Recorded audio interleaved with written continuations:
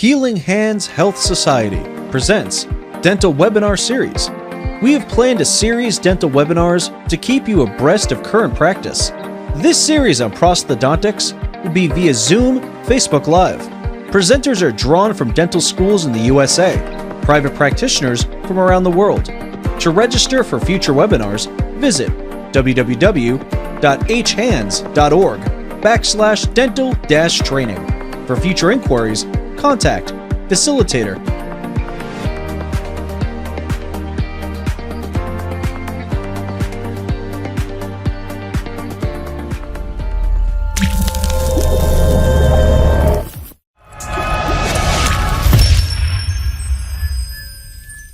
Privileged to have Dr. Ryan Becker with us today, all the way from the West Coast in California. It's about 7 a.m. where you are right now? Yep. All right. Okay, Dr. Ryan Becker received his dental degree from the Loma University School of Dentistry in 2015. He also received a certificate in Advanced Prosthodontics from the same university in 2018. He also received an MSD in Advanced Prosthodontics in 2020. He's currently an assistant professor in the Department of General Dentistry at the Loma University School of Dentistry. Thank you so much, Dr. Ryan Becker. I've heard so much about your lessons, and we are really, really privileged to have you teach us today. And welcome to Dental Webinar Series. All right, well, thank you very much. So we'll go ahead and get started here on the lecture. So today we're going to be discussing kind of all aspects of dental photography. And one thing that I want to say is that if you're kind of an advanced dental photographer at this point in time, hopefully it'll be a good recap for you, and you'll have one or two tips that we can show you here. And then if you're kind of an intermediate, maybe a few more tips. But if you're a beginner and you're just struggling to get some basic dental photographs, strap in, because we've got a lot to go through, and you're going to be learning quite a lot. So so this is going to be kind of a practical introduction to dental photography. We're not going to be talking about a lot of advanced techniques here, and but it's designed to give you a good foundation into dental photography. So, but of course, before we can start with discussing all the techniques and equipment and whatnot, we really need to understand why we might want to use therapy. And the first one is, of course, treatment planning. As you are well aware, with more advanced cases, having those photographs in place is a very big aid during a treatment planning session. You know, in process, as you guys already know, we might not make a treatment plan on our very first visit. Maybe sometimes we do, sometimes we don't. It depends on the complexity of the case, of course. But in those more advanced cases, we might want to have the patient come back for a treatment planning session and case presentation, so that they can review the options and go through it. And having those photographs is very helpful. Of course, during that case presentation, they're very helpful to show the patient what the current situation looks like, and maybe even what it could look like if you want to show them a diagnostic wax or a digital mock-up or whatnot. And seeing is really believing. And when you can show the patient, okay, you've got a super erupted number 3, that showing that is so much more efficacious, if you will, than just telling them. Evaluation of outcomes. Okay, we're always learning, right? We don't always have perfect success. Sometimes we know we could do better, but maybe we don't know how we could do better or why we didn't achieve what we wanted to achieve. And evaluating our outcomes and seeing, okay, that was a really good success. This is what happened, and I want to replicate that, versus it wasn't quite as successful as I'd like to. And having those photographs is very, very helpful. Lab communication, we'll discuss that, just the very basic shade selection photographs, not an advanced technique. I have a different lecture on an advanced shade selection technique.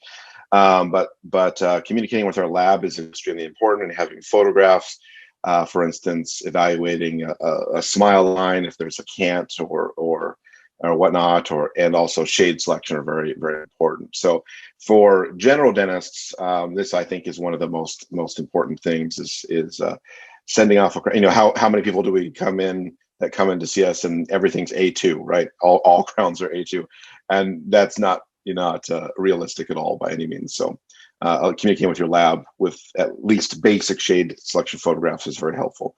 Self-promotion, not something that I'm ever really been into, but some people really like to do this, and showing off a very successful case. A little bit controversial there, but it's something that can be used, certainly. Legal documentation. This is one where we don't often think about that. When we think about images and legal documentation, we usually think of radiographs, but on occasion, a photograph can be a very, very helpful legal document. For instance, I had a situation where a patient came in, and there was an open contact. I believe it was between 14 and 15, I believe it was. And the radiograph didn't really show it very clearly. So we took a photograph and were able to submit that and get insurance to help us with there. So now we know why. We're going to step back. We're going to kind of forget about dentistry for just about a half an hour here, and then we'll jump back into it. But let's talk about the basics of photography. So if you're struggling with your camera and understanding what each setting does, hopefully I'm going to break everything down to you step by step so we see exactly how you can improve. So this photograph just here was I took quite a while ago. Been married now. We're going to be married for 15 years now. So it's 15 years ago on our honeymoon down in the U.S. Virgin Islands. Kind of a nice place. Iguanas were everywhere, so easy to get these photographs when there's iguanas everywhere. One of the places in the U.S. that is I think is one of the most beautiful places is Yellowstone National Park. One of the things that I think is special about the U.S. Is that we were the first country to have a national park system, and this was our very first national park. And there are more geysers in Yellowstone National Park than there are everywhere else combined in the world. It's kind of a magnificent geologic phenomena, if you will, in an old super volcano. We all hope that this would never erupt again because we would all be dead. It's that large. So I think it's the largest above the ocean super volcano. So this is what we call this is Old Faithful. It goes off every, I think is, if I remember correctly, 70 minutes or so, something like that. And a beautiful picturesque scene that you can see there. So we're going to talk about exposure, and exposure is something that is key to all of our photographs and dental photographs in particular as well. So exposure is the amount of light that reaches the film or the sensor. How you're going to control that, we're going to see in just a minute. So if the exposure is decreased, the photograph gets darker, and if the exposure is increased, the photograph gets lighter. But what does that really mean? You can see on the left-hand side, we consider this underexposed. Although the clouds look nice in the tree area, we can see that it's dark, and we're losing that detail. That shadow detail is pretty much gone. Whereas if we overexpose the image, we lose the highlight detail. So if you look at the clouds, they're completely blown out. So if you imagine in your dental photography, if you overexpose your image, the teeth most often will be blown out. You'll see this, they'll all look completely white, and that's not what we want to see. We want to see detail in those highlights. So in dental photography, it's more key to not overexpose.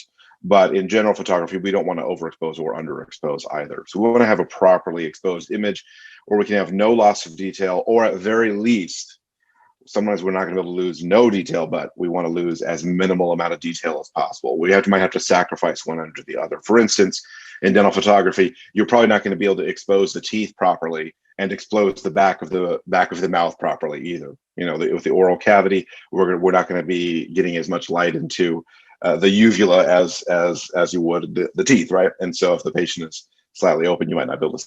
And that's okay, because we don't need to. That's not of particular interest to our photograph. So, keeping on with the theme with Yellowstone Park, exposure is composed of a number of aspects that we're going to go through, and I'm going to break these down for you in just a minute here individually, but we're going to look at them as a group for just a minute. And aperture is the first one, which is the opening of the basically the opening of the lens. Time, or shutter speed, which is the amount of time that we're going to take the photograph. ISO, which is the sensitivity of the sensor to the light, and the light, which is the amount of light that you're going to be using, whether that be daylight or in room light, or your flash in dental photography, for instance. And what I want you to think of is that it's on a scale. So if we look at a scale and we want to balance this, we want to have a balanced exposure. If we increase the aperture, that will increase the exposure. And now we're losing some detail, for instance, in that waterfall. We can compensate by another with something else, with one of these other four. So if we decrease the amount of time, now we're exposed the same as we were before. If we, for instance, don't have quite as much light as we want, we might be able to compensate by increasing the ISO. So we're really going for a balance. So if you just one and you already have proper exposure, but you need to adjust it another aspect, you can go ahead and switch something else, and you're going to reestablish that same balance that you had before. So adjusting one means that you might need to adjust something else. So, and that's one of the key aspects of dental photography, where we need to be aware of which settings we need to use. So we'll talk about that in just a few minutes here. So each of these has secondary effects. So if we look at aperture, time, ISO, and light, these secondary effects are going to control things that we need to be aware of. So the aperture, the opening of the lens, is going to control depth of field, how deep we see, how much is in focus. For instance, if you've taken a dental photograph and you only have just the centrals and laterals maybe in focus and everything else is out of focus, this is where we need to take our time to really adjust the depth of field. So our aperture is going to be key to that. Time is going to affect motion blur. So if you have a blurry photograph, that's not going to help at all, right? We want to have a sharp photograph. So we need to be able to control the time properly. ISO is going to control noise, less of an issue today than it has been in the past. And we'll talk about that more specifically in just a few minutes. And light affects the quality. And when I say quality, I don't mean good and bad. I actually mean harsh and soft light. So we'll see that in just a few minutes here.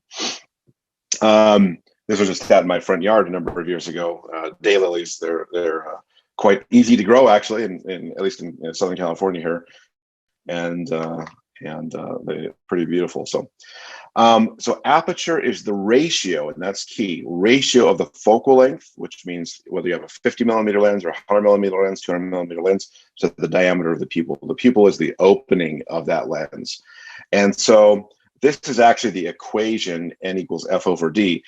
But you can rearrange equations, right?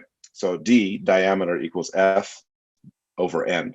And so the point is you don't need to memorize this equation for dental photography. You just need to know it's a ratio, meaning that the larger the number, the N number, the larger the N number, the smaller the diameter. So that's all you need to take away from this, is the larger the number, the smaller the diameter. So for instance, if we look here, on this illustration, f2.8, f4, 5.6, 8, and 11 here.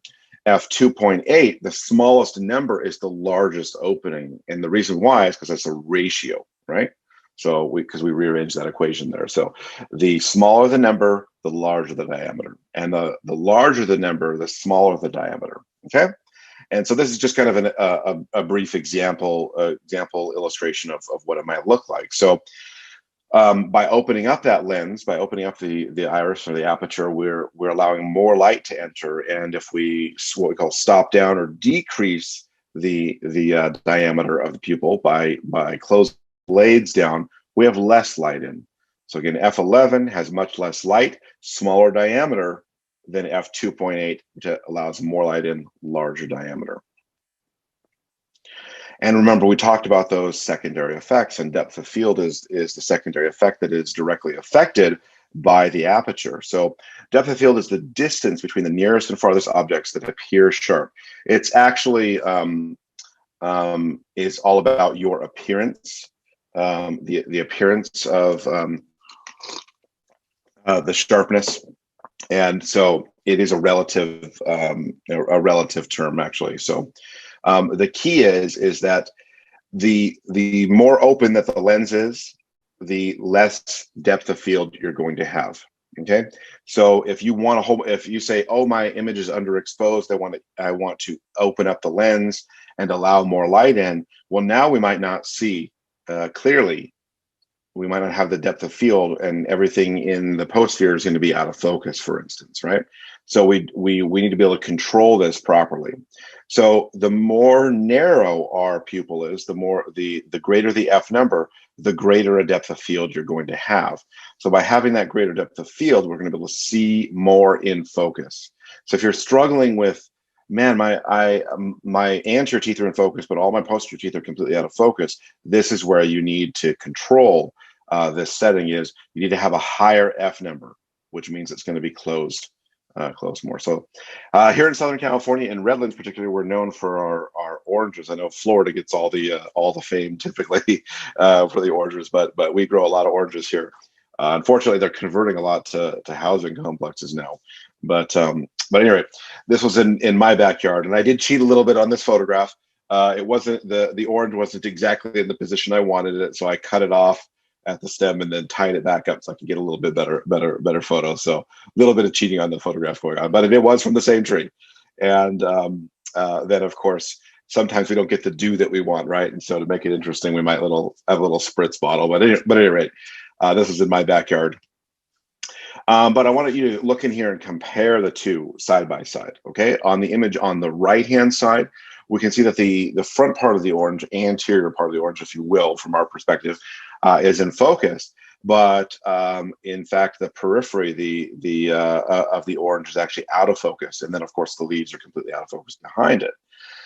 Whereas the photograph on the left-hand side, all of the oranges we can probably consider in focus, and even though the leaves behind it are out of focus, to some small degree, they're not nearly as out of focus as the image on the right. So these are the actual settings I used in this photograph. And I took this just as an example because I thought it was a really good example. And an orange might be approximately the same size as the dental arch, right? So f22, so a very narrow diameter of the pupil, whereas f5.6 on the right. So you can see if you're shooting at 5.6, which is kind of a median number, if you will, a 5.6, 5.8 median number on your camera, and you let the camera just do what it wants to do, it's going to give you something like this on the right-hand side, which is not what you want. You don't want those premolars and first molars and second molars out of focus, right? So we want to make sure we control it, and it needs to look more like on the left-hand side in our dental photographs. Here's just some sage in my little garden. One of my pastimes is gardening, and I just wanted to show you kind of step by step now, instead of just side by side. We'll look at step by step. So the same photograph, just taken multiple times: f2.8, f4, 5.6, 8, and 11. As you can see, as we increase that f number, as the diameter of the pupil gets smaller, we can see more and more and more in focus. Okay, even at f11, you can see that in the background, not all of those leaves are completely in focus, right? So so we need to even go further than that in our dental photography typically. So desired depth of field. So in dental photography, we want most of everything in focus under most circumstances, unless we're going for some sort of creative photograph. But for our treatment planning photographs, our basic photographs, we want to have a fairly large depth of field. So if that's our goal, then we want to have a small aperture, which means a large number. And my recommendation is 16 or greater. I typically shoot even higher than that, but f16 I would consider maybe the absolute minimal number that you need. All right, shutter speed or time. shutter speed is the length of time the film or sensor is exposed to light. And so it's pretty, we all are familiar with time, but the one thing you need to remember is that your camera, although it is recording like this in, for instance, 1 second is our baseline, 15th, 30th, 60th, 125th of a second, that you're going to just see 60. If you see 60, that actually means 1/60th of a second. So as you can see here, that it's it's actually a linear equation. It's just that it's simply that the more time you expose the sensor to light, the more light is going to enter, right? The longer, the greater exposure you're going to get. So we're going to, at 1 second, we're going to have a lot more light that comes in than at 1/125th of a second. And it's an exact ratio. So at 1/30th of a second compared to 1/60th, 1/60th of a second is going to have exactly half the amount of light that's going to enter as 1/30th of a second. So motion blur is a streaking effect of moving objects within an image. And that motion blur, as you can see here, this was in Hawaii actually.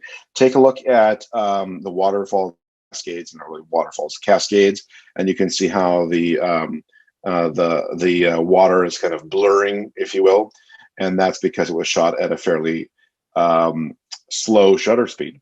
And so if your goal is to stop motion in place, then we need to have a faster shutter speed, less time, in other words. So the longer you expose, like on the left-hand side, 1 second, the more motion you get, whereas 1/125th of a second will get less motion. So that's my daughter. This is a few years ago. And she just helped me out here just as an example. This is a playground near our house. And this photograph isn't meant to be a creative photograph or anything, just an example, just so I can show you guys here. And we're going to compare two side-by-side photographs here, taking one right after the other here. And so these are the actual used here, 1/15th of a second on the left-hand side. And you can see how blurry everything is. So you can see the playground and tree in the background. Everything else is not blurry. I think I had it on a tripod. But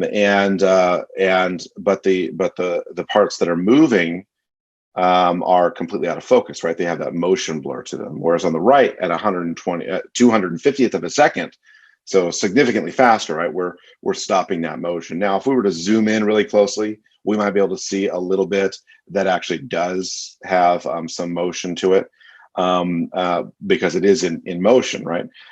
But for our practical needs, for what we can see, we've pretty much eliminated that motion there. So motion blur in dental photography can come from a variety of subjects, including the photographer. If you are moving a little bit, because you will be, you're not, none of us are perfectly steady. You know, that's when we're doing our preps, that's why we use a finger rest, right? Because none of us are perfectly steady. So if you're moving around a little bit, that's going to cause camera shake. So if you're kind of moving the camera a little bit, and it would blur the entire image, actually. The subject could be moving, which would be the patient in our case, could cause some movement.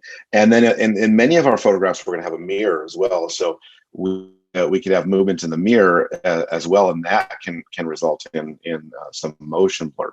So we need to, as you can see, we need to control the time and the shutter speed very critically here in dental photography. So desired blur, it could be a creative choice for you in some camera situations, but in dental photography, we really don't want to have any motion blur. And so we need to use a fast shutter speed, which I'd recommend 125th of a second or less time. In other words, you could go up to even a 200th of a second, which is what I usually shoot at.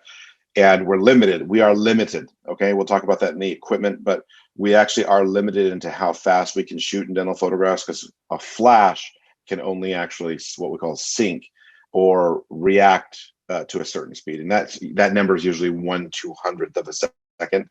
And so that's what I tip at. But if you're 125th of a second or faster, that's usually sufficient.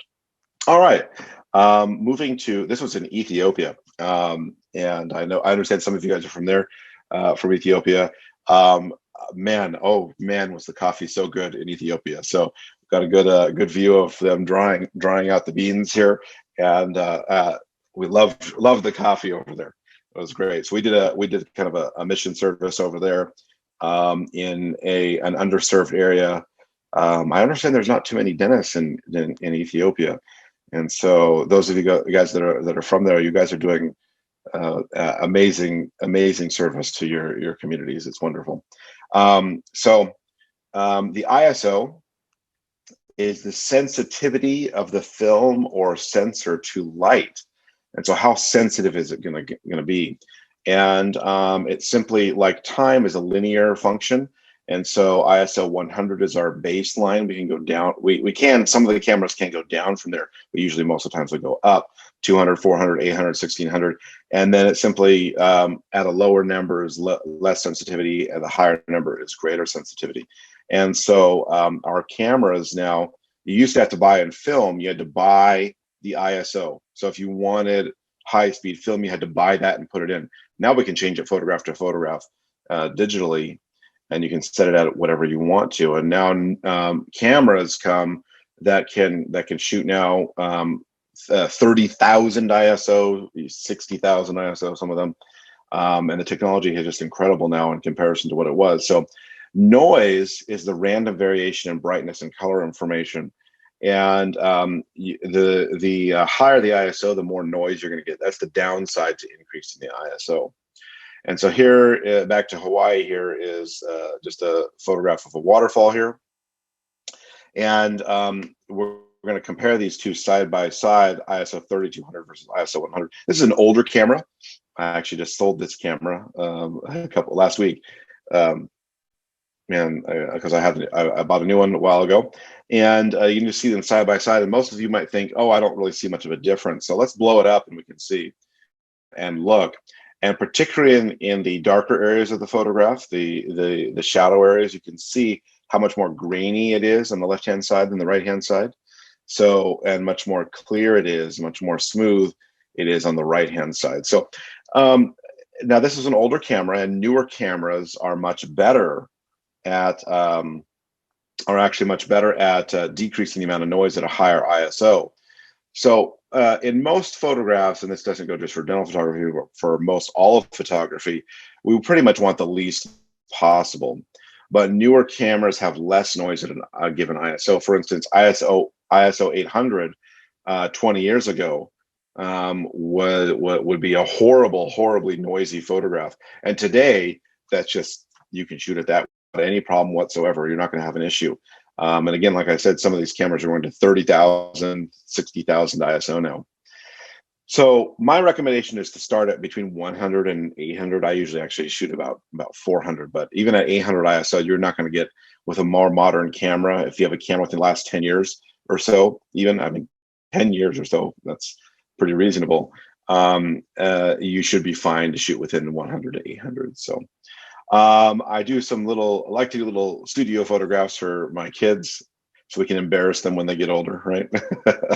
And lighting is an important aspect of photographs. So lighting is the use of light provided by natural or artificial sources. So we have available light light such as daylight or room light that we have in the room, flash photography, and even continuous photography, continuous lighting, which you'd use for filming for videos and whatnot. But typically we're going to use flash photography for our dental photographs. So light quantity obviously is very straightforward, just the amount of light that's reflected by the subject, dictated by the time of day, the flash intensity, and the distance. So if we put the flash closer, we're going to get a lot more light on the subject than if it's much further away. So it's very simple, just if you decrease or increase the amount of light that you have. So quantity. Light quality is different. And again, we're not talking about good or bad. We're talking about harsh and soft. So it's the relative softness or harshness of the light source. And if you think of a clear day versus a cloudy day. So if you think of a clear day out, there's no clouds in the sky. It's shining bright. You look down, you're going to see a shadow. And it's going to be very crisp and clear shadow, very sharp shadow. Whereas if you have a cloudy day, you might look down and you say, I don't even have a shadow. You actually do have a shadow, but it's so diffuse that you might not even be able to tell that it's there. So it is there, but it is very diffuse. And so if we look at this photograph here, I was using big umbrellas, what we call umbrellas, that diffuse the light a lot, so we get really soft lighting on the subject here. So direct flash versus diffuse flash. So if you use a flash without a diffuser, you're going to get a much sharper, harsher image. And the distance of the light source. So for instance, the sun obviously is an enormous light source, right? However, in photography, it acts as a small light source because it's so far away. So a bright, further away light source is going to be harsher than a close, larger light source. Okay, so this is just an example I took just to show you the difference, and I'm going to show you how we set this up. This is just an example photograph because tree bark kind of shows this very effectively. Harsh light, intense shadows, as you can see. This is just in the backyard how I set it up, just to show you guys an example here. This is a flash that you see on the right hand side, and just off the camera, and direct flash. So intense shadows, harsh light. If we throw a little umbrella in between, we can now see that we have a lot more soft light, more diffused shadows. And if we could go a step further, we take a little reflector, as you can see on the left hand side, put that in there. We can lift the shadows and even diffuse the light a bit more. So now take a look between the first and the second and the third images, and you can see a significant difference between those two images. Whereas, so if we diffuse the light and have a reflector and whatnot, we can go ahead and really have a much softer image. Now, whether you want a harsh image or harsh shadows or soft shadows is your perspective. In most dental photographs, we typically would want a little, kind of maybe in between. Depends on your style, basically. So harsh versus soft shadows. All right, back to Yellowstone exposure. So let's review everything we talked about. So aperture, time, ISO, and light for our dental photographs. So remember, it's on a scale, on a balance here. If we have an f16 or greater, so it's a small diameter, larger number, small diameter, that is going to, in relative terms, gonna be lead toward a little bit more of an underexposed image. And also too, if we want a relatively fast shutter speed to prevent our motion blur from occurring, then 125th of a second or even 200th of a second is again the maximum you would want to go. Again, it's going to be the exposure is going to not be quite what we'd like.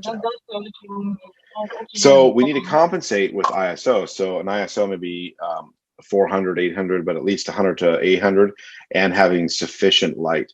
And so we'll talk about the specifics just a few minutes here, but having that sufficient light is important.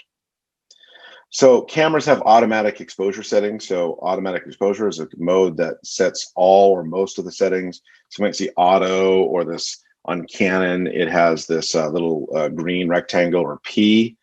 A lot of people use that, and it works for general purposes, but it might not be good for what we're trying to do. Semi-automatic settings is that you set one major setting, camera will set everything else. And aperture priority or shutter priority, meaning you set the aperture or you set the shutter, and the camera will set everything else for you. And aperture priority, you set the aperture, the shutter speed is set automatically. So Canon calls this AV and Nikon calls this A. Shutter priority is the opposite, where you set the shutter speed and the camera will set the aperture automatically. TV and Canon, and S and Nikon. TV, I think it's time value, I believe, for Canon. And automatic ISO is where the camera can automatically set the ISO. This is a really great auto setting to have, actually. So I actually recommend that you do turn this on. And the nice thing about Nikon, a little bit better than Canon, is that you can set a range very easily in the Nikon. So you can say, I want you to shoot a minimum of 100, but don't go over 1600, for instance. Whereas Canon, it's a little bit easier to get to the change in setting because of the camera layout. But you have, to some degree, it's a little bit harder to set that range. So automatic flash, it's a mode where the flash will set the intensity automatically. And Canon calls this ETTL and Nikon ITTL, but most of us just call it TTL. Doesn't matter who it's from, just TTL. TTL means through the lens. So through the lens metering, meaning the camera is going to get the information and going to send that information to the flash. The flash will set the intensity. All that happens very rapidly. That's why you can't have your shutter speed greater than 200th of a second, because it needs that amount of time to be able to send that information to the flash. So it's in Ethiopia. We were kind of in a poor area, so a lot of the kids didn't have many clothes, but so older clothes and whatnot. So, but composition. So composition is an arrangement of the scene to achieve a desired outcome. This is a very subjective thing, right? And it's something that your eye is going to need to be trained to see composition in the way you want it to be. So sometimes it's called framing, how you frame the photograph, right? And there is a fantastic beginner method of achieving a good composition or good framing for photographs, and that's called the rule of thirds. It's not the only method, but it is one method. It's a reliable method to get you started. And in fact, even many intermediate and advanced photographers will even use it on a regular basis too, but it's a good one to start with. And if that's the only method of composition that you know, you're going to achieve really nice results. So it's a guideline for composition. I sometimes call it the suggestion of thirds. It's not really a rule of thirds. It's kind of just a guideline. So the rule of thirds is take your image when you're shooting and think of it as a tic-tac-toe. So divide 3 into 3 vertically and 3 horizontally. And at any one of those 4 points, that's where we want to put our subject matter, our focus of attention. So in the human face, the primary area of focus should be the eyes, actually, and the secondary is the mouth, not the mouth first, the eyes first. So in this case, we've complied with the rule of thirds in 2 methods. So his left eye on our right-hand side, his left eye is right in that point, and the mouth is at the baseline in the lower third. So we followed fairly closely the rule of thirds in this regard, and you can see that it's a pretty pleasing composition, if you will. So if we had the photograph arranged in a different method, it might not be as pleasing to us. So what we're going for is something that looks nice, and you can use this for your cell phone photography. I know I'm shooting with my phone more than my higher end camera all the time, just because that's what you have on you. So the old saying is that the best camera is the one that you have on you when you want to take the picture, right? Doesn't do you any good to have a $10,000 setup that you can't use when you need to take it, right? It's the best camera is the one that you have when you need it.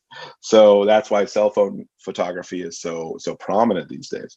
It's because we have them on them all the time. So at any rate, we can use that for even our cell phone photographs. So for instance, if you're taking a group shot and you simply take the camera, tilt it down a little bit, make the eyes in the upper third of the image instead of the middle third, your photographs are going to look a lot more pleasing just by doing that. So just by turning the camera down ever so slightly, you'll notice a big improvement in your photograph. So here's an example of my daughter again. You can see here we're not quite complying with the rule of thirds. We have another rule of composition that's going on here, but the shoulders are within the rule of thirds, and you can see her bent knee is approximately the rule of thirds too. So in some ways, we are actually complying with the rule of thirds. Here's my son; he's 5 now, but again, you can see here to some degree we are complying with the rule of thirds. For instance, his left hand. And the mouth is about the rule of thirds, but we're not exactly the rule of thirds, right?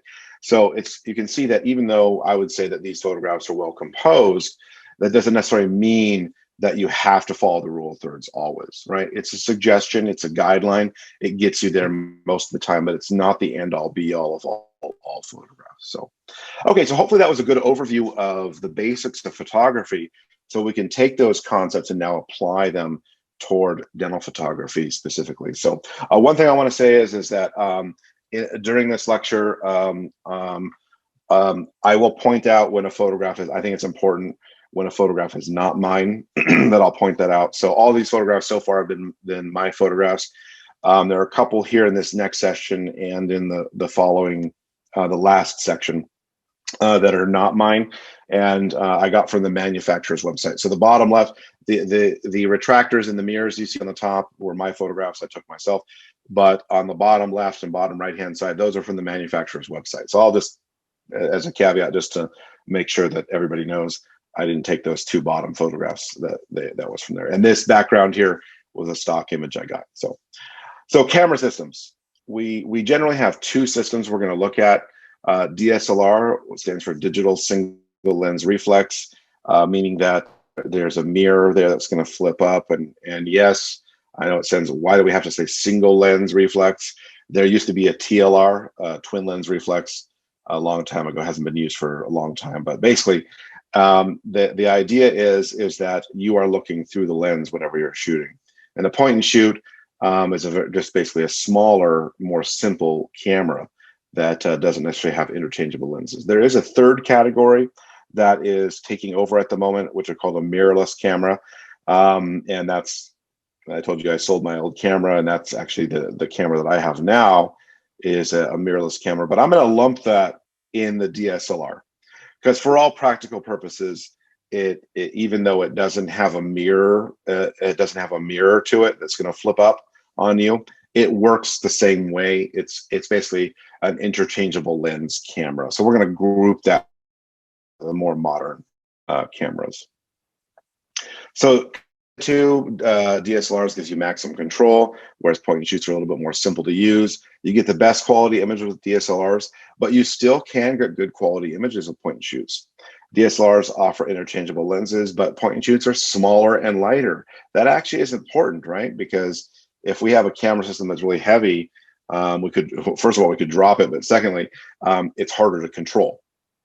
Like for instance, if you guys are all familiar with air-driven handpieces versus electric handpieces. The air-driven handpieces, electric is advantageous in almost every single way, except for it's heavier, right? It's harder, it's heavier and bigger too, heavier and bigger. That's the downside to the electric system. But everything else, the torque value, changing RPMs, everything that much more advantageous. So that's kind of this same idea too. The more options, point and shoots are less expensive. So there aren't very many point and shoot systems on the market for dental photography specifically. There are a few out there, and one of them there's one other one, but I'm not even that because it's not very good. But PhotoMed is a company that you can buy equipment from, and the PhotoMed, it's a Canon camera, but it's the SX740 is the Canon camera, and you can see it has this close-up lens attachment and this flash diffuser on it. So it's a complete system, close-up lens, flash diffuser, and it's a fairly affordable option. I think it's about $1,500 or $1,600 if I remember from them. If you are creative, you can make one yourself. You can buy the camera, you can make one yourself. I actually did. If you have a table saw and some other things, you can actually buy a piece of acrylic. That piece of acrylic sitting there is like $4 of acrylic. So, it's and they've bent it and whatnot, but it's a nice system. So, and it comes with a warranty, and they'll help you out if you need help and whatnot. So it is a nice system.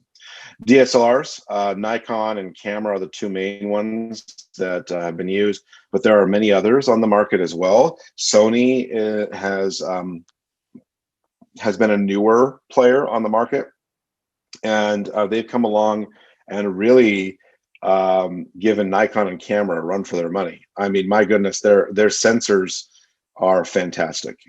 So Dr. Brian Goodacre, I don't know if he's giving you guys a lecture. He's switched from Canon to Sony, hasn't looked back, and he's gotten great photographs.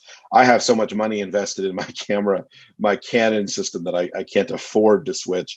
I was considering it. I almost did, but my flashes and everything, it's just too much to switch. That's why once you start collecting equipment, it's hard to switch because You've got some, but anyway, any of these systems are going to provide you with a great system. So I don't care as much. People say, oh, Canon is the best, or Nikon is the best, or Sony is the best, or whatnot. Doesn't really matter. My suggestion to you, here's my suggestion. If you have somebody you know that says Nikon is the best, or Canon is the best, or Sony is the best, and you should buy those, and that's what they say to you, take them up on the offer and get that, because now you have somebody, here's the little trick, little secret, that you can go to and say, hey, you said it was the best, you tell me what, you give me a hand, you help me. So now they're your tech support because they were the ones that recommended it, right? So just if you have somebody that is very familiar with the system, that might be the best system to go with, not because it's better or worse than a different one, but because you're going to have the help you need. For instance, I struggle with the Nikon, I'm not as familiar with the Nikon menu system, so I struggle with it a little bit. Not that I can work my way around it, but I'm so used to the Canon system that I can poke around in very easily. Whereas if you, Dr. Puya, I think he gave you guys a lecture before, he uses the Nikon, so he's very familiar with that. So he's much more quick at it. So if somebody with him, they'd be better off buying a Nikon, right? All right, so sensor size, when you're buying a camera, you're going to see different sizes, full frame versus APS-C. The full frame are the same size as a 35 millimeter. APS-C are a little cropped, they're smaller. You get better shallow depth effects with full frame, so for portraiture and whatnot, it's better. But the APS-C actually has greater depth of field at any given focal length. So it's actually nice for dental photography. So you get best for wide angles with a full frame, good for macro and photography with APS-C, the smaller, highest quality for full frame, but more affordable for the smaller ones. So just a Canon example, and now they have a 90D, but the 5D Mark IV on the left-hand side for full frame, and the 90D, this is showing the 80D, that's the camera that I actually shoot with dental photography, on the right-hand side for the smaller one. And if we take a look at these two sensors side by side, this is the exact size, right? So these two cameras are exactly the same. So they're not blown up in either way. They're exactly the same. The 5D is a bit bigger camera, slightly bigger camera. But if you take a look side by side, you can see that the size of the sensor is dramatically different between the two. And that's going to be one of the reasons why the one on the left, the 5D Mark IV, costs so much more than the other one. It's like 2.5 times as expensive. So these cropped sensors magnify the image by 1.5 to 6, and that's one of the things I want to point out to you, that if you're going to use these smaller frame sensor sizes, that for dental photography you should select a shorter lens. And it actually saves you money too, and weight, because it's going to magnify by 1.5 to 6 times. So a 100 millimeter lens has been the traditional, if you will, answer for a dental lens. That's not taking into consideration these smaller sensors. So if you take a look at a 60 millimeter lens and think of 1.5 times, that gives you 90 millimeters. In fact, in Canon, it's 1.6, you get 96 millimeters, so almost 100 millimeters. Exactly. So focusing close to an object can be accomplished, cannot be accomplished with every lens, right? So you'll notice on your cell phone, if you try to get really close into something, you might not be able to see it. If you don't have a close-up lens, a dedicated close-up lens, often called a macro lens, then you might not be able to see everything up close. So you want to use a close-up or macro lens, so-called macro lens. So for a full-frame camera, I recommend a 100 to 105 millimeter lens, depending on what you're using, Canon or Nikon. And for those smaller sensors, I'd recommend a 60 to 85 millimeter lens. If you choose a larger lens, you'll be able to see things up closer and more magnified, but you're going to struggle with those full arch photographs, for instance, and for portrait photographs as well. So 60 to 85 is a really good choice. So for Nikon, just an example, the D810 is a good choice for full frame. This is a little bit old. Perhaps I need to update these. And the D7200, then you have the D7500 now, APS-C.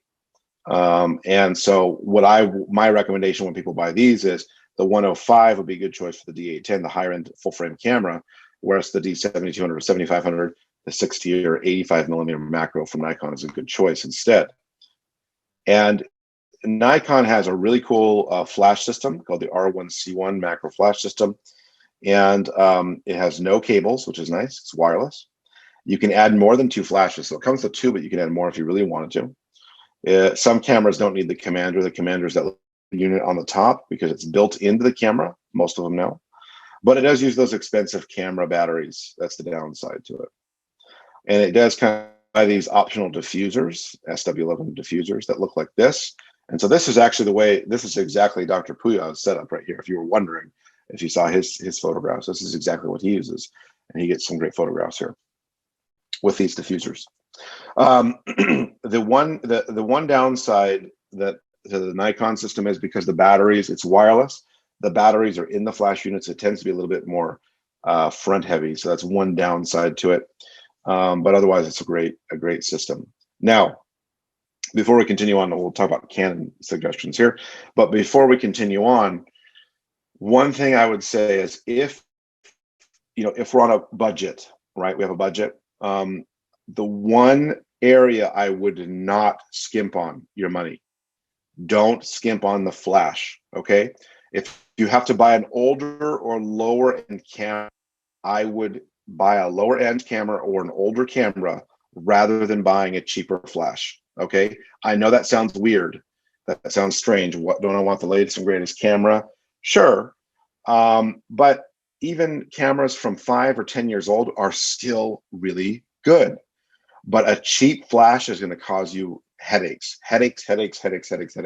So if you have to spend your money you're going to spend your money somewhere, or save money somewhere, don't save your money on the flash. Okay, save your money on buying maybe a used camera or a used lens or an older camera of some kind. Don't save your money on the flash.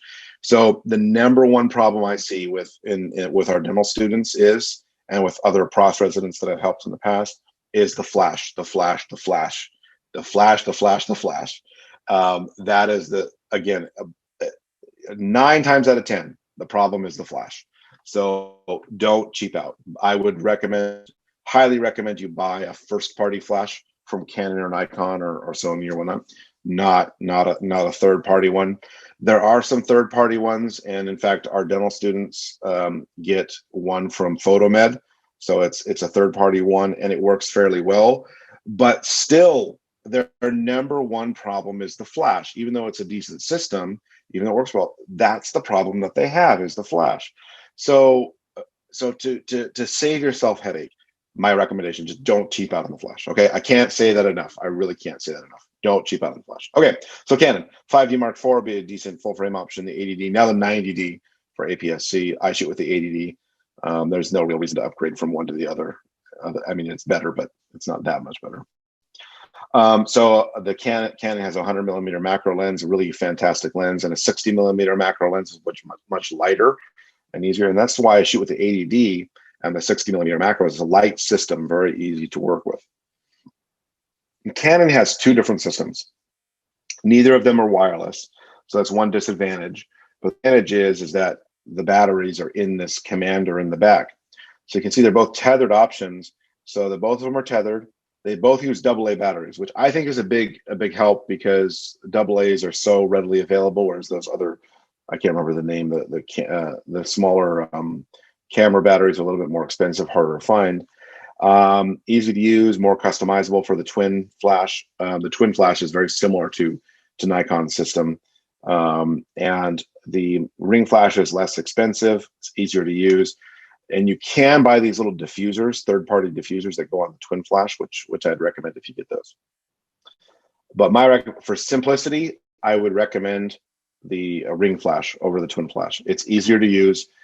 Yes, it won't give you as good of a photograph, but all the photographs I'm going to show you in a few minutes here are from the ring flash, okay? Because it's simple to use.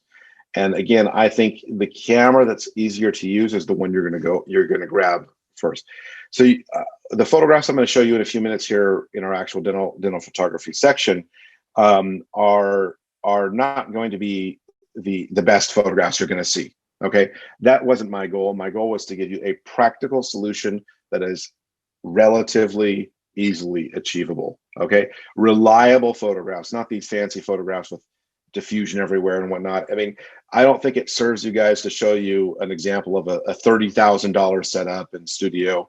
I remember I went to the ACP meeting one time, and this guy from he's a dentist in LA, I think, but he's from Korea. He shoots in LA sometimes. I can't remember. Anyway, he had like a $30,000 camera and like $100,000 setup, and I'm like, nobody's going to do that. So it doesn't help you. And his photographs were absolutely beautiful, by the way. I mean, some of the best photographs I've ever seen, but it's not achievable for most of us, right? So I don't want to show you guys something like that. I want to show you practical. Okay, here's the one thing. If you're an intermediate or an advanced user and you've been kind of this is just a review so far for you, this is the one tip I'm going to give you, hopefully, that would make a difference in your photography, and that is a hand strap. Okay, so the hand strap allows you to hold the camera with one hand. It's going to attach around your hand instead of it replaces the neck strap. As you can see here, it just clamps onto the bottom. You can buy Canon ones, you can buy Nikon ones, you can buy third-party ones. Doesn't matter, whatever fits your hand. But this is what it looks like. It allows you to hold the camera with one hand like this. So it frees your second hand for something else. Something else, in my opinion, is your mirror, your mirror that you're going to shoot in. Prevents accidents. Okay, two reasons why. One is you have it attached to your hand, so if you were to let go, you can still hold the camera. The camera will still be held, will not drop if you hold it like that. It'll just let go and you can still hold it. If you adjust it right, you can see it's adjustable there. Adjust it to your hand. Okay. Dr. Puya, I told him get a hand strap. He bought one. He's like, it doesn't work for him. I'm like, did you adjust it? No, I didn't know you could adjust it. You've got to adjust it. So once you adjust it, it works much better for him. So you got to get it so it's snug to your hand. So it prevents accidents. That a neck strap, if you accidentally grab onto it, you could yank the camera right off the table, break your camera, right? That'd be a horrible day. This is much more compact, less likely to have that happen. And if you let go, it's not going to drop and so on. It's very comfortable to use, which is another reason, comfort. And it's excellent for dental photography for all those three reasons above, right? For all those three reasons. So if this is the one tip I can give you, if you're already a master of dental photography, this hopefully will be a gem that you can use, because I think it's a really big benefit. So that hand strap, and again, you can buy them for pretty cheap. I think the Canon one's like $30 or something like that, and if you got third-party ones for 10 or 15, it's really cheap. So, all right, file formats you might have heard of RAW and JPEG before. These are the two that you can use typically. So RAW gives you the best image quality, whereas JPEG can still give good image quality. Much larger file size for the RAW and smaller size for the JPEG. You have to process the raw images, whereas JPEGs are simple to use and ready to go. If you're going to be heavily editing your images and whatnot, RAW is the way to go. Whereas if you want a simple, reliable, good solution for your dental photography, I'd recommend JPEG. So if you're interested in aesthetic dentistry, and particularly the American Academy of Aesthetic Dentistry or Cosmetic Dentistry, AACD, I think they require you to shoot in RAW. The PROS board, from what I understand, does not at this point in time require you to submit images in RAW. The reason why the AACD requires RAW images is because all other image types can be manipulated. And so, and by manipulate, I mean you can edit them and fake certain things, remove blemishes and whatnot. Whereas RAW is the raw data right off of the camera, so you can't fake that. So, I think the rules for the PROS boards are that you are allowed to crop images, and you are allowed to change the color balance and the exposure, but you're not allowed to edit anything. But the truth of the matter is that they probably wouldn't know if you did, but of course that's an ethical issue, of course, right? So my opinion is that under most circumstances, I think those images is not appropriate in presentations. I'm sure it goes on a lot, but for instance, I have a photograph that I show dental students of a before and after of an anterior case I did. And of all the things, you go in there, you check the occlusion and whatnot, and I go and take the photograph. And what did I find out later on? Oh, I forgot to remove the AccuFilm marks. So yeah, I could go in there and edit them really quickly, but I just didn't. I don't feel right about that, editing that in that for that particular purpose. So anyway, it is an opinion, subjective. So okay, retractors. Retractors are key to our dental photographs. So we have different types. These aren't an end-all be-all, but some basic ones here in occlusal and buccal retractors that you can use. There's other different types you can use as well. I do recommend occlusal retractors rather than just using buccal. They work really nicely. These are actually ones from PhotoMed. These are the ones that I use, and that you'll see used here. Mirrors, occlusal mirror, and a lateral mirror, and they come in different shapes and sizes and whatnot. I recommend big ones. The bigger the better in general. And optionally, that really help out, I think, are these mirror holders. Okay, and these are ones from PhotoMed. These are actually mine. And these are what they look like. And the mirror holders actually really help out a lot. They're not cheap. The one on the left, the occlusal mirror holder, I think is $125. So it's not cheap at all. But it's going to last a long time for you. It's autoclavable, works really nicely. So I'll show you how they work in just a few minutes here. Contrasters, these are kind of an optional thing. Sorry, they look dark on the screen because they are dark. They are as black as you can get. Nothing is truly black, right? It's all dark gray. But our goal is to get as black out certain things as much as possible. So buccal, anterior, and occlusal retractors. These, again, were from PhotoMed. And I'll show you how you can use those. Sterilization is, of course, important to everything we do in dentistry. And so make sure you take care of your mirrors, okay? And if your guys' department is anything like ours is, I would package them myself, because our assistants were notoriously bad at stacking the mirrors and causing scratches. So I don't let them touch them at all. All right, so gently pre-clean. Okay, remember, sterilization is different than cleaning is different than disinfection. So we need it to, before we sterilize, we should clean, because we don't want to have saliva debris. And so I recommend either some mildly soapy water or some alcohol. I usually just use alcohol with some gauze. Don't put these in the ultrasonic bath with your instruments. I mean, they will destroy it like that. It's done. It's done. You might as well just toss the mirror in the trash if you do that. Okay, individually bag them. Don't put them all in one bag, right? Don't do it. Put them in separate bags. And what you can do is put them in separate bags and then put them in a big bag if you want. That's totally fine. Just don't put them in one big bag together.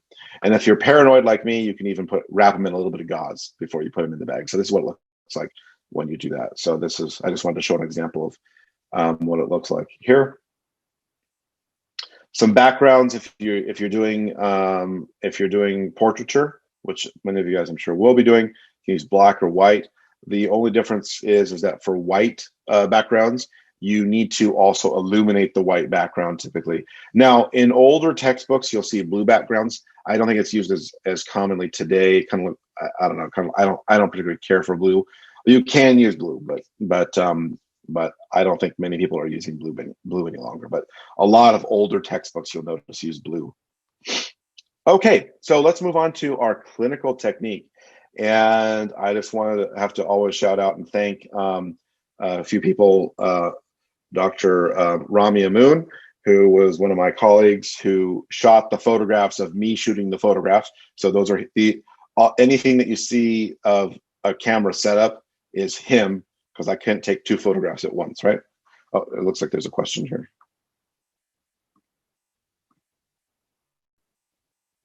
Best setting for sunny or full day.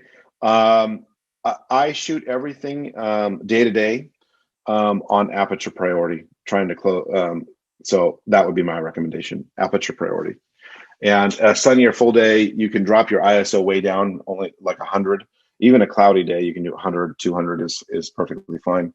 But aperture priority is so easy. So all the photographs you saw before that are not dental photographs or equipment, anything equipment, I'm shooting everything manual. Dental photographs, everything manual. We'll talk about how to do that very easily. But all the day-to-day photographs are always aperture priority, almost always. All right, we'll talk about some clinical technique. And so here is just an example of a dental photograph we have here. Again, Not necessarily. I'm not telling you that this is the world's best dental photograph by any means. You'll see many that are much better than this in some presentations, but this is a reliable one we can go for. So intraoral settings, so aperture, I recommend starting at f29, go as high, maybe as high as you can go, maybe f32 sometimes. Shutter speed, I'm always shooting at 1/200th of a second. ISO, I usually start at 400, but you might go to 800. And flash, auto, okay? This is the key. And so you can also set your ISO to auto too, if you want to. Is controlling at very least the aperture and shutter speed. And you can control the ISO if you want to as well, or set it to auto. But you should control those first two settings. Why? Because aperture is going to give you the depth of field that you need, right? And shutter speed is going to give you the enabled to stop the motion, stop the camera shake, the patient movement, the mirror movement, the motion blur. Okay, so I recommend that you set those two on manual, and you'll avoid a lot of problems. But then let the flash do the work and automatically set the exposure. And if you want to set the ISO manually, fine. If you want to go auto, it'll work too. Okay, so take a look at this here, f2.8. Okay, and some of you might have taken some photographs and they look like this, and you wonder why. And it's because, yeah, it's properly exposed. The exposure looks great, but we're seeing, look, if you take a look, the lateral incisors, the maxillolateral, and all the mandibular incisors are in focus, right? Nothing else is. Even the central incisors are not in focus, the maxillary centrals. Canines aren't in focus. Nothing else is in focus. So we would not want to present a photograph like this, right? So let's go to f5.6. Okay, now our canines are starting to come in focus, but even they're not completely. The central is almost, the incisor the incisal edge is almost in focus, not quite. F11. Now we're in a photograph where most of us would say, okay, now it's starting to become acceptable, right? It's starting to become acceptable. We still have in the posterior is still not quite in focus. So we see all the anterior in focus. And if we were just going for an aesthetic anterior case, for instance, if that's what we were shooting, then perhaps that's all we would want. Okay, we'd probably be fine. But generally we want the full arch in focus. So let's keep on going. So F29. So I jumped all the way from F11 all the way to F29. You can see now at F29, everything is for the most part in focus. Now you could be nitpicky and say those second molars aren't maybe 100% in focus, but they're pretty acceptable. I would say. I think most of them would say they're pretty acceptable. Okay. So, Dr. Amoon, I told you, who is now teaching at the University of Virginia, I believe, he shot these photographs of me taking the photographs. And Dr. Shivani Kare on the left-hand side, she was our assistant.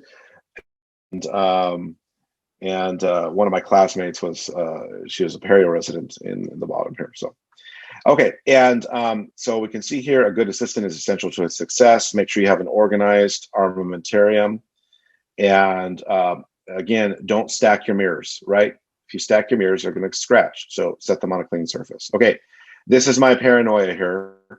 But in my opinion, gloved hands are for dirty surfaces, right?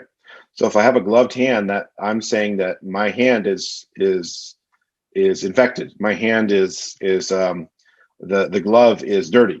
So I see this sometimes and I shudder. I think it's kind of gross. So yeah, gloved hands for contaminated surfaces only, right? That's my opinion. I think it's the correct opinion to have, but that's my opinion. Okay, so I do not shoot with gloves on and when I'm touching the camera. Okay, however, if you use a hand strap like this, okay, now it frees your left hand.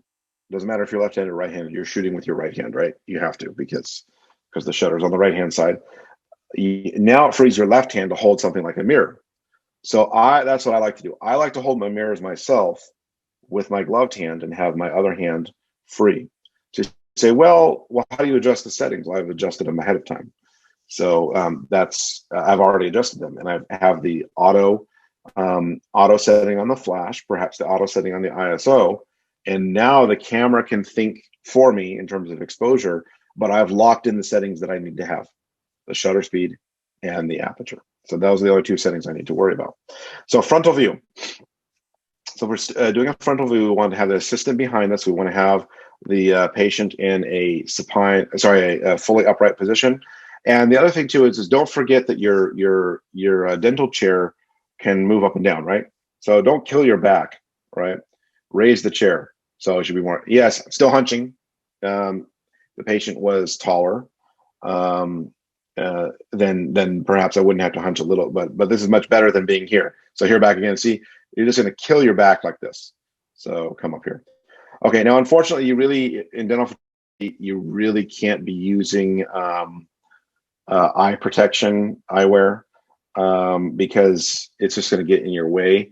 Now, if you have glasses, if you do use glasses, you can adjust, there's an adjustment in the viewfinder to be able to switch the focus so you can use it with your glasses on or off too. So you can actually take your glasses off and adjust that setting so you don't even need glasses to look through it if you choose to do so. Okay, so the patient seated fully upright and retract, and then the key is that you move forward. So see how she's bringing her hands forward? That's going to open up the lips and going to give you a lot better view. So if you bring them back, I see so many people bringing them back, you're not going to get the light, that you need to. You need to bring them forward toward the camera. So working with your assistant is important. Stretch the lips, bring them forward, bring the retractors toward your view. That's the key. Okay. Use the appropriate size. In this case, we see a large side and a small size side. So pick which side works best for the patient, right? You might have to try it in. So here's a pre-crop view. So this is before we crop the image in our software, and then we can crop the image into here, and this is what we get. I like to shoot my photographs a little wider, just a little bit, so that I can crop them a little bit later. We also do have these U-shaped retractors, plastic retractors as well. I do not like these, but if you do want to use these and they work well in your hands, go for it. But the ring goes down, okay? Ring goes down if you're gonna do that. Don't put it, it's not a nose ring. Ring goes down. So, okay, so single piece. And then a lot of us will use the wire retractors too. So again, they're gonna have two sizes, large and small. Pick the size that works best for you. And this is what it looked like before crop and after crop. So you're gonna see that wire in there. That's fine, if whatever works best for you. So again, the key is with the wire retractors is bring them forward, bring them toward the camera.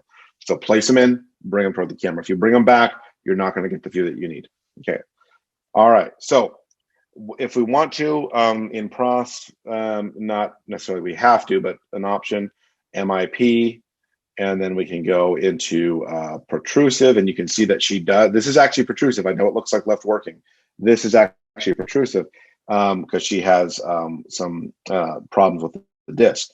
So she has a left-sided deviation, as you can tell. So this is actually, I know it looks like left working, but this is protrusive. Okay, right working, and then left working over here. So you can see the difference. So now you can trust me that it was actually protrusive. Okay. This is one that I struggle with a lot. I'm sure you guys all struggle with too, is the saliva ejector bubbles. And you can see that what we have here is not perfect. She was kind of Niagara Falls, if you will. A lot of saliva. So we were constantly having to go back in there. Some patients are going to have that thick, ropey saliva. That's also very hard to work with. So you might want to rinse those patients out really well before you take the photographs. Okay, occlusal view. All right, so for the occlusal view, you want to position the mirror. If you have a mirror handle, like we do here, position the mirror away from the camera. So this is the wrong position here. Flip it up so it's down like this. So the mirror is facing down. This is why I really love these mirrors, okay? So what you want to do is you want to place the mirror behind the second molar, and then get into position, and then at the very last second, tell the patient to open wide, okay? If you tell the patient to open wide, they can't hold, none of us can hold that, right? For very long. You've only got a couple of seconds to take the photograph. So get it into relative position, get the photo framed, the patient open normally, and then open wide and snap the photograph. So tilt the chair back to about 135 degrees, and this is the shot that you can get here, and then we can crop it down to like this, okay? So we can get a nice crop here. With the mandible, we're gonna flip the mirror handle up. use that occlusal retractor, tilt the chair to 180 degrees, and we can get the photograph like this. Oftentimes we'll see this. This is mirror fog, right? So how do we avoid the mirror fog? There's a number of ways you can do it.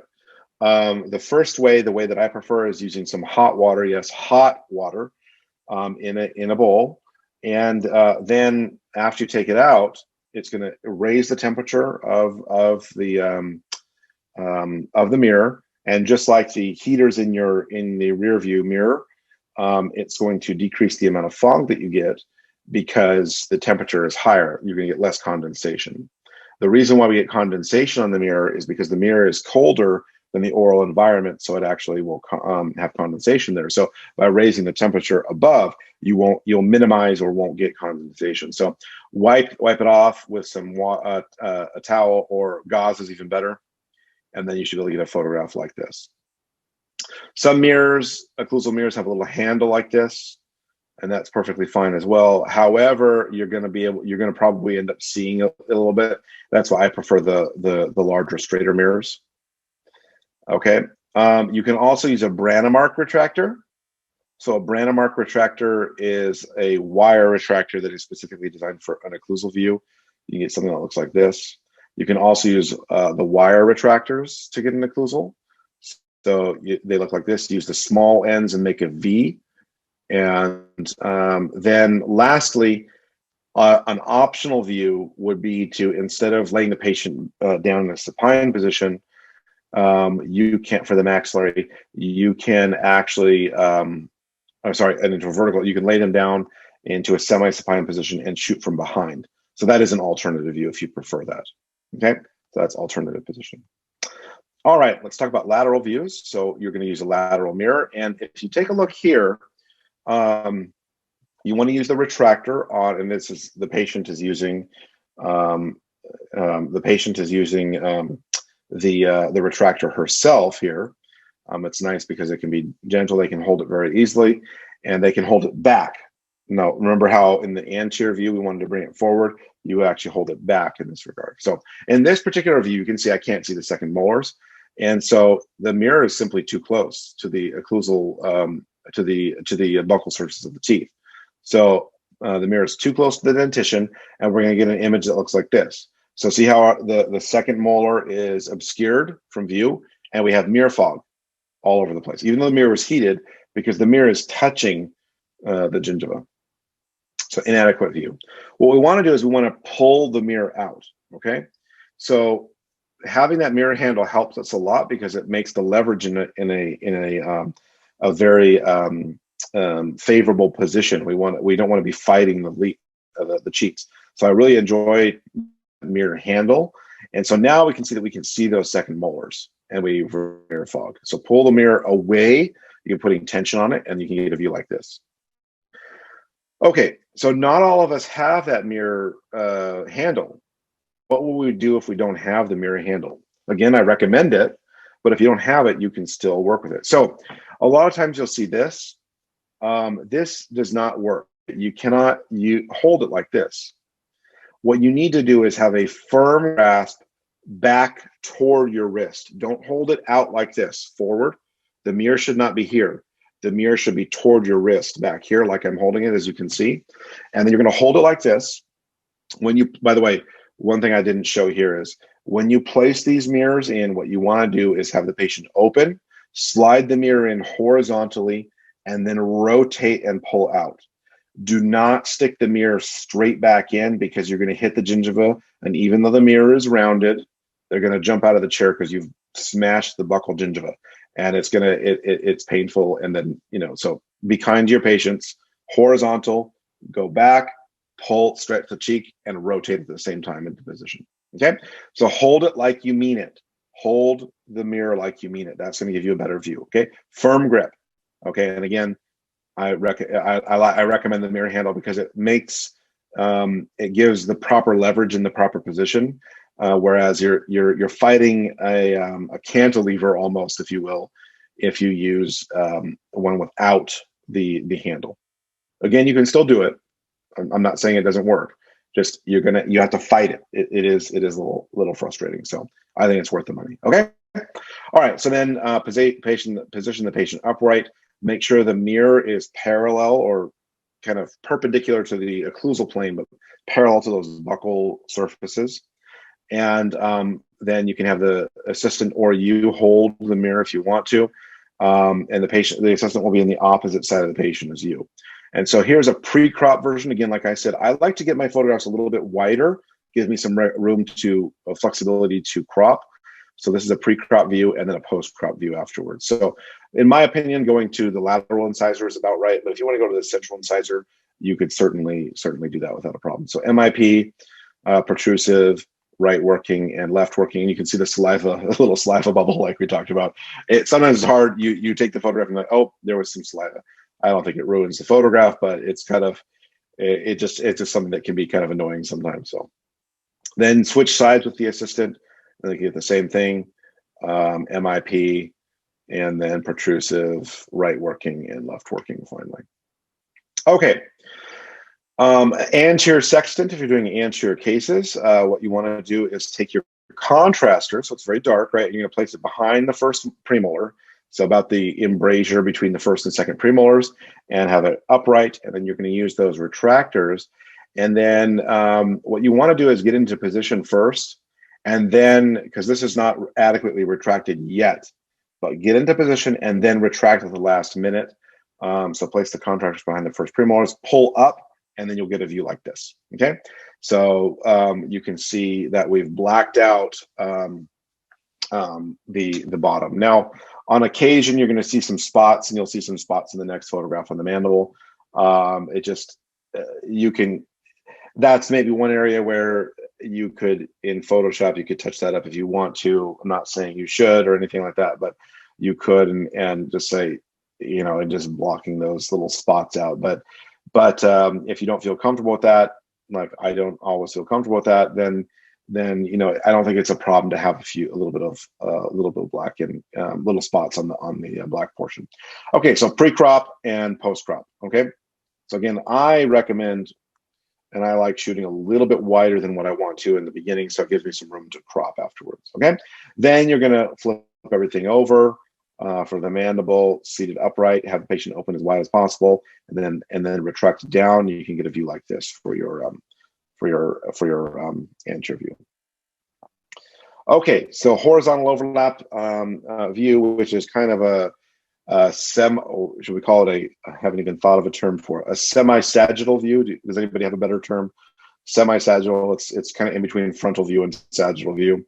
And what you're going to do is you're going to use a contraster and a retractor. So the one retractor you can have that's toward your side, you'll have the patient pull back and use it as a retractor. And then you're going to retract the cheeks away on the opposite side, and the assistant can do that and use it almost like you did with the mirror. So it's almost the exact same thing as the mirror shot. You're just shooting directly onto the surfaces of the canines and centrals instead of shooting the mirror for the opposite side. So retract the buccal mucosa with the contraster, and you can get a view like this. But one thing, let me show you here. Take a look at number 8. And you can see number 8 is not very well illuminated.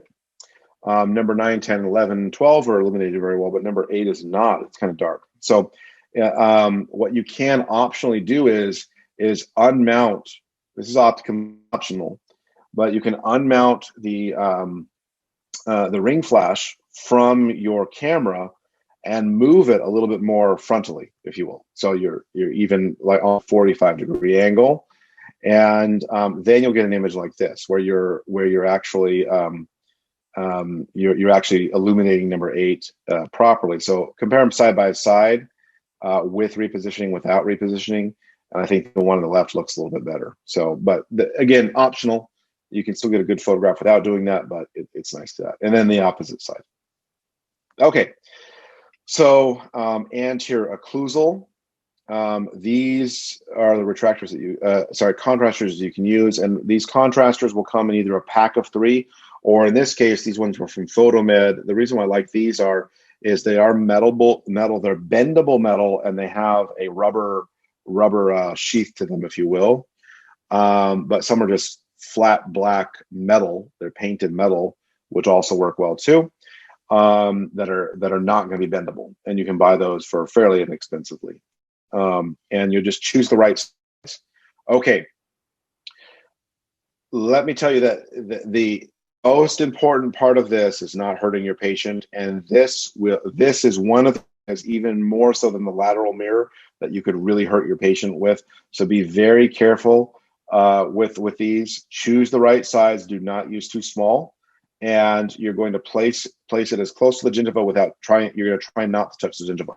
This is the assistant's responsibility, but really you've got to be very careful, because the patient can really become sore in the vestibule when you're doing that. So choose the appropriate size contraster. You'll see here, and be gentle.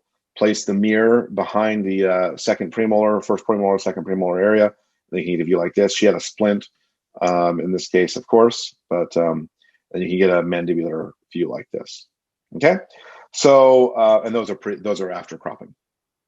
Okay, so let's talk about a posterior sextant. So I think we can get a little bit nicer view of the posterior teeth in a sextant view versus giving a whole occlusal view, even though you might want to show a whole occlusal view. But this gives us more details also too into the occlusal surfaces as well. And it's fairly simple. All you're going to do is you're going to shoot it like the occlusal view, but you only need to retract from one side. Use the lateral mirror. Use the same mirror that you use for the lateral. And you're going to turn the camera upright, so 90 degrees. And so smaller, similar to the occlusal, you can get an image like this. So here's upper right sextant, upper left, lower left, and lower right. You can get a nice view there. Okay, so those are our basic photographs, intraoral. But before we move on to extraoral photographs, let's talk really quickly about some shade selection. And this is very, very, very basic shade selection. I have a different lecture on shade selection that goes into a more advanced technique, but this is just your basic, this is the minimum you should do to send to your lab. So what we're going to talk about is positioning your shade tab after you've done your shade selection. Position your shade tab below and parallel to the tooth. You don't want to have it at an angle. You want the incisor here, and you want the shade tab here. Don't angle it in any direction. Okay, make sure it's nice and parallel, and it should be below like this. Make sure that you can see the shade tab number, and if you don't have an exact match, get as close as you can. So take a look here. What I found out from her was that number 10, she was born with, she had a peg lateral. So her dentist, 20 years prior or so had, maybe not quite 20, but almost 20 years prior had done a almost a composite crown. If you look at it carefully, you can actually see the peg lateral showing through ever so slightly. She's probably worn some of that off. Probably time to replace it. You could see some staining before, but it looks like she's not a B1, right? She actually is. She's a little bit lighter than B1, but it looks like they had B1. That's all the composite they had. They didn't have B1, so they used to B1. So if you don't have an exact shade, make sure you use the closest match. And what you can do too is that if you want to use a more advanced technique, which is recommended, go a little bit lighter and a little bit darker, if you will. Make sure you give your lab a range if you don't have an exact match, so that they can kind of blend things together. Okay, we're not going to go in any further than that into shade selection. Make sure the number is within the photograph, and then you also want to do a side by side like this. And this is where it really becomes, you can definitely tell that she's definitely not a B1. She's a little bit lighter than B1.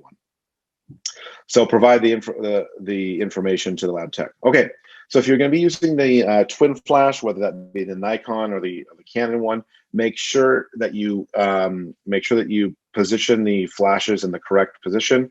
So you want them upright and 30 degrees, and in the laterals you want to twist them so that the first flash, in this case on my right, our left, is at 0 degrees, and the other one's at 90 degrees. So bring it up as high as you can. Otherwise, half of the flash is going to be missing, going to be cut off by the teeth. The teeth are going to hide that on the one side, but you want to shoot this side. So you need to turn that light up so it goes over. So that can help there. Okay, we'll turn our attention to extraoral photographs now. So some extraoral settings. You can take the aperture down to f11, leave the shutter speed at 200, keep the ISO at 400, and let the flash again be TTL. Simple. And again, when you're taking, this is in one of our lobbies here, if you're taking some photographs out, make sure that you seat the patient in front of the background, a little bit away from the background. We'll show why in just a minute here. And then get yourself seated comfortably. If you're hunching over, you're going to kill your back like I am here. So try not to do that. Sit down, grab a chair, come at the same height as the patient. You'll find it's a lot simpler to use. And you're going to bring the camera into a vertical position, and then you can start shooting. So photographer is seated. Now, if the patient is too close to the background, what you're going to see is you're going to see the background quite substantially. Okay, you can see all the details of the background. Now, what I recommend you do for background is I actually picked up.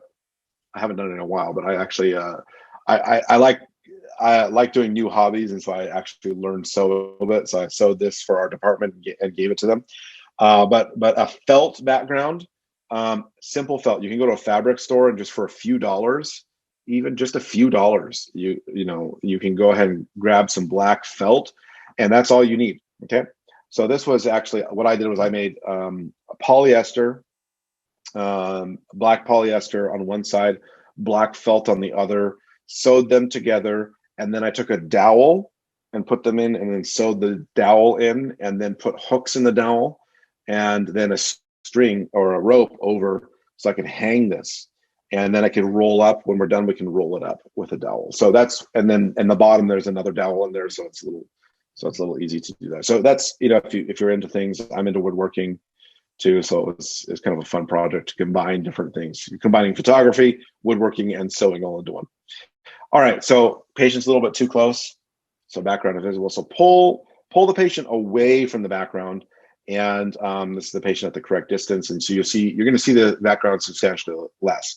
Do we see the background? Yes, we still see the background to some degree, but much less. Okay, so we can keep the ring mount, the ring flash mounted on the camera, and this is what the image that we'll get, but we can also unmount the ring flash and bring it up a little higher, and we can get an image like this. So we get a little bit more pleasing lighting, so you can see the difference between the two.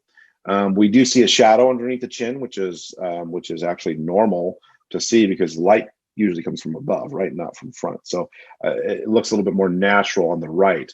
The one on the left looks a little bit more like flash. The one on the right looks a little bit less like flash.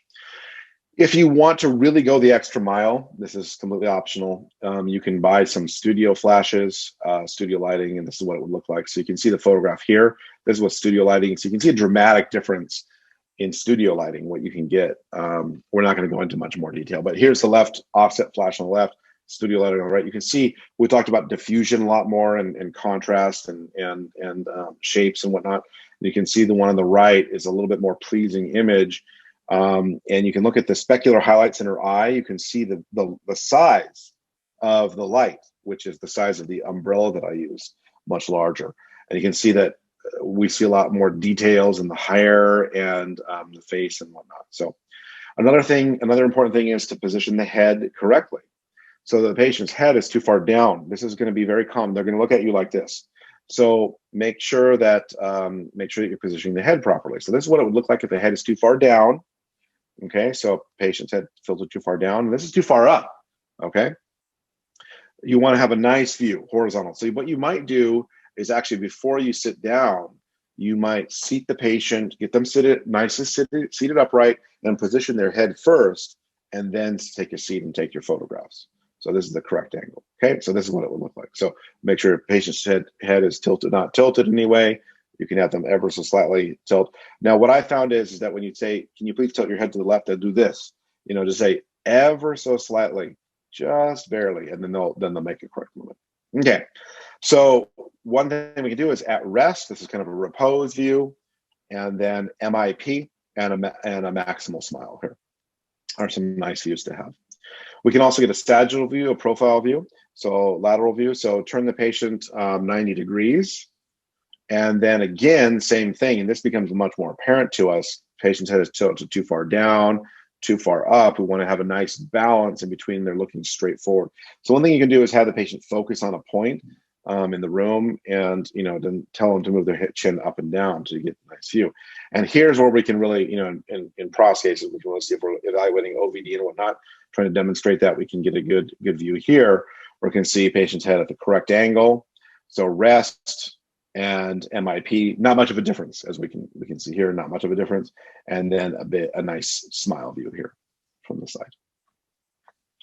Then what I like to do is come in, and you might want to switch the aperture to f16, or maybe even a little higher, but I think f16 works nicely. And we're going to try to go for a smile view. Now, the key to a smile view is I like to get 3 views, but you can get 2 views if you want. But you can see a normal smile here that you can see, and we might say, okay, look, those centrals look like a normal smile view. The laterals, her laterals are a little shorter, so kind of a high smile view on the laterals. Kind of strange. We have a split view, both normal and high smile line, right? In this view here, this normal smile. But take a look here. In fact, I think now most of us would agree that she actually has a high smile line, right? High smile. So for aesthetically, it becomes a challenge. Now, unfortunately, you see a few saliva bubbles here. So if you're not in the dental chair when you're taking these, you might have some gauze that you can go, I forgot to do that. So sorry about the bubbles there, but you can see here, but it is a nice view. So maximal smile, you can see, is a good idea to get. This can be hard to take, especially for patients that are conscientious of their current dental condition. It can be very, very, very challenging. We sometimes get, as you guys know in pros, sometimes we get patients that come in like this. I mean, they don't want that. They'll talk like this all the time because they're so embarrassed about their teeth. So it can be a challenge, a real challenge, getting these photographs. So maybe one consideration might be you might have to take these photographs after you make your provisionals. Again, maybe if you felt that the smile line view wasn't adequate, maybe the patient says, wow, there's such a big difference between my before and my provisional stage. Now let's take the photographs again, evaluate the aesthetics one more time. So that might be something you have to do. Talking to the patient, maybe telling a joke or two, might be helpful too, to get them to almost laugh. Can sometimes help too. Then we'll get the repose view after that. Okay, that is the key. Whether you're getting 2 or 3 photographs on this, whether you're getting a normal smile or a high or a maximal smile and the repose, you need to take the smile view first before the repose. A lot of people take the repose and then the smile. That's a mistake. The reason why is because the lips are so much smaller in the repose. If you frame the image with the repose and they smile, it's going to go right off. You're going to go right off the edge of the camera. Then you're going to have to back up, and now our ratios are not the same. So get your smile first, and then take the repose. So smile taken before the repose. We can also do a glamour shot if we want to, 45 degrees. Again, you might see some of these in some promotional materials, a photograph like this. So that's with studio lights. This is with a ring flash. And we can get a glamour headshot here, 45 degrees. So the patient is going to turn their shoulders 45 degrees and look toward you. So they'll turn 45 degrees, then turn their head toward you. Okay, so this is what it looks like here. And the patient turns shoulders 45 degrees, look toward you, and this is a view we can get. We can also have the patient tilt their head back a little ways, and this is a nice view for women. I do not recommend this for men. It doesn't look quite right. It looks kind of strange if the head is tilted away, but it looks fantastic for women. So either way, for women, normal, this view here looks good too, as this is. I think this looks a little bit more friendly, inviting, but it looks kind of strange for men typically. So anyway, okay, viewing and processing. So one of the things that you should look at is an organizer or editor. There are a number of them on the market: Adobe Lightroom, AC/DC if you have a Windows computer. Adobe Lightroom is available for Mac or PC, and then the Mac you can use. But you need to be careful about these ones here. Lightroom Classic is what you would want to use, not the base Lightroom program. I just switched the majority of my photographs, of my general purpose photographs, from Lightroom Classic to Lightroom. Lightroom is an online program. In other words, the database, all your photographs are going to be stored online and on your computer too. And you have to be worried about HIPAA as well. So photos on the Mac, same thing. If you have an iCloud account and it's backing your photos up to iCloud, you might not be HIPAA compliant. So just be careful about that. Okay, cropping. So storing them on your computer is a better idea, or some other place. So cropping. So cropping is removal of outer portions of the image. It improves the framing, it accentuates the subject matter, and it can change the aspect ratio.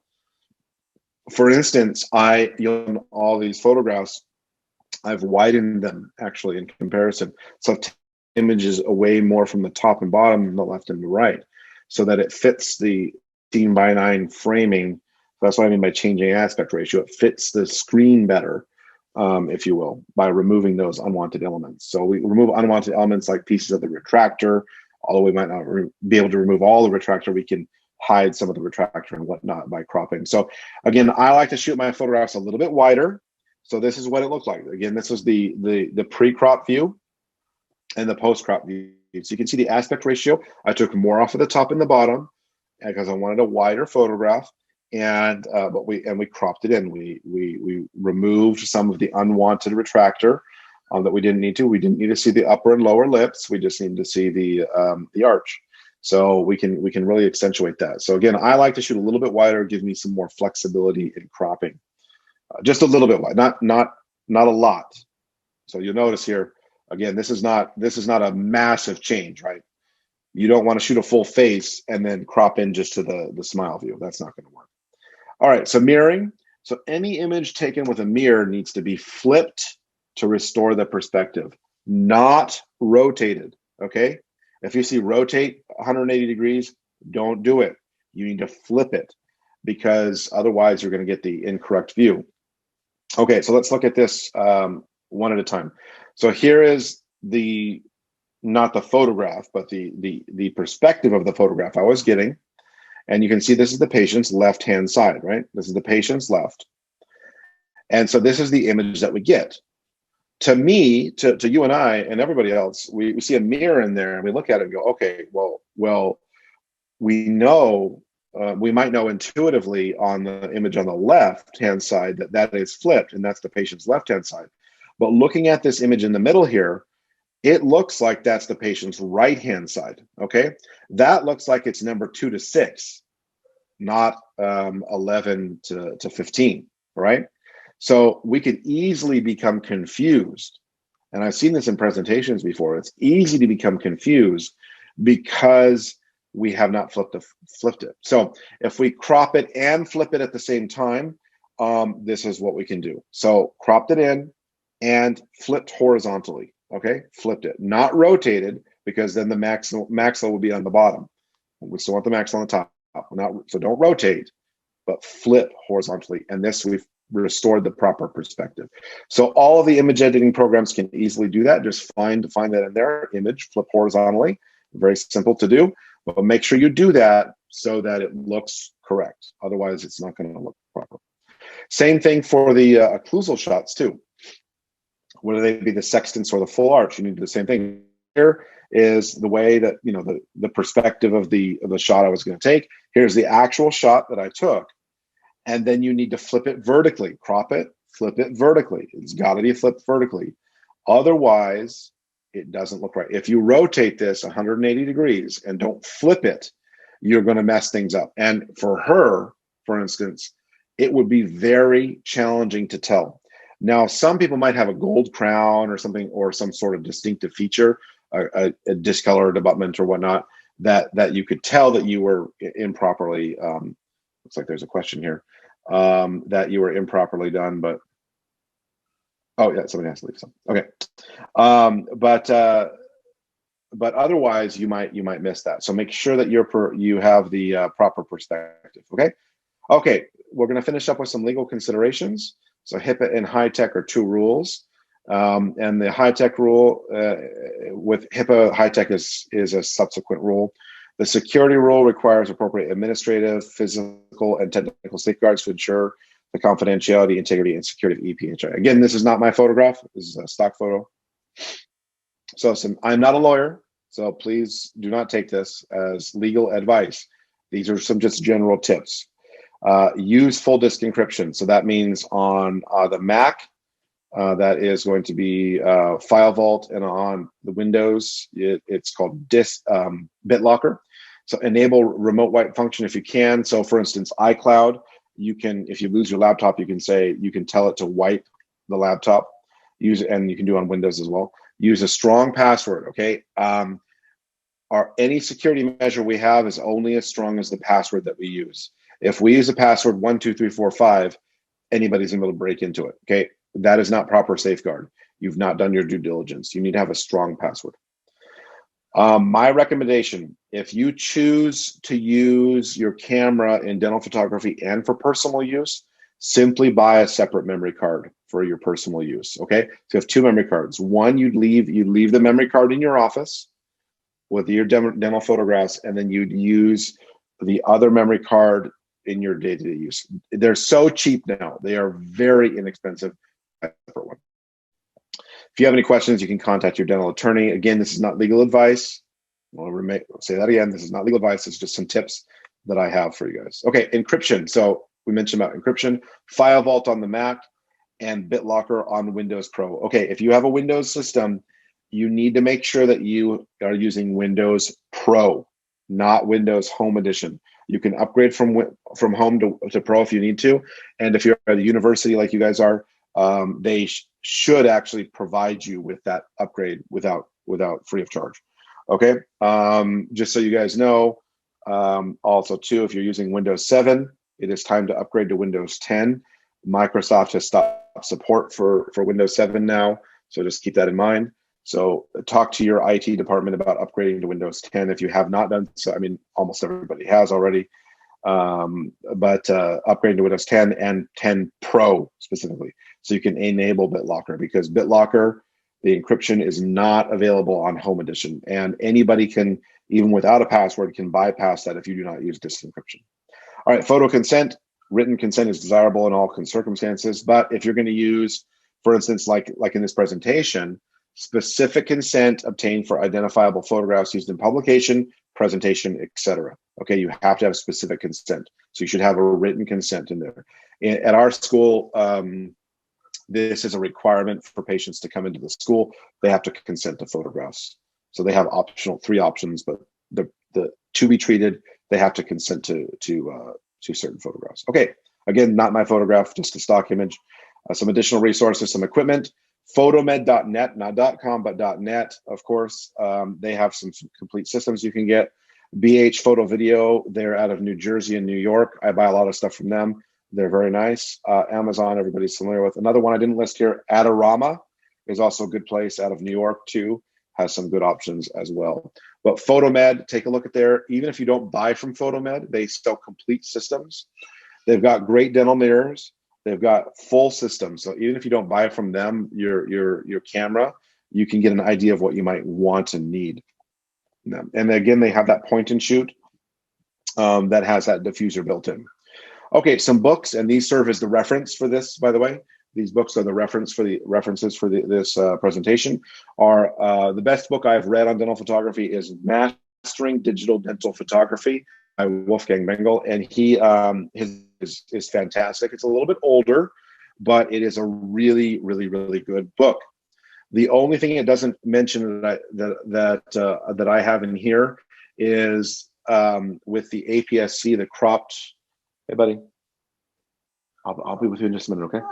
Sorry, my 2-year-old. The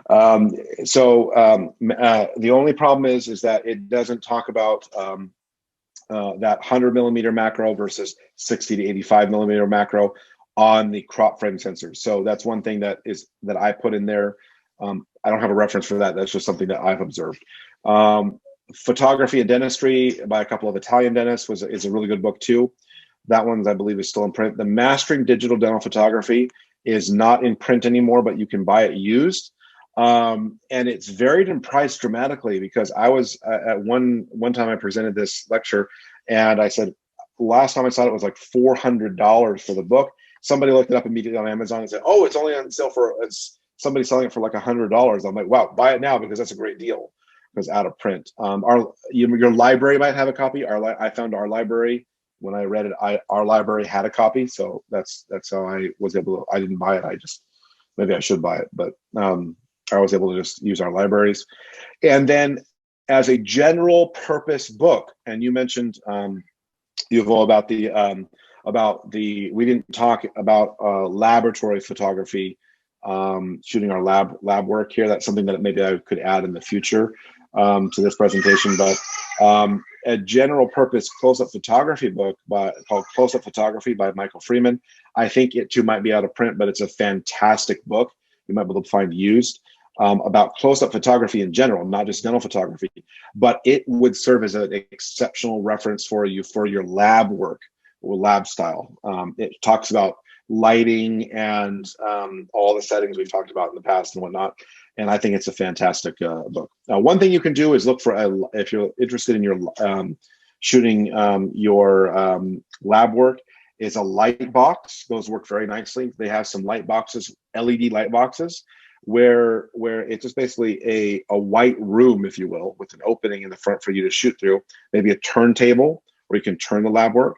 And that works very, very nicely for that. So, and of course, a tripod helps as well. So I didn't put that, that's not in this presentation. This is more clinically focused, but that's something that you can consider as well. So, all right. So hopefully you guys have learned something here. And I also sent in the handout. So you guys have a handout if you want to reference, and please feel free to email me if you have any questions. So thank you guys for your attention, and hopefully you learned something here.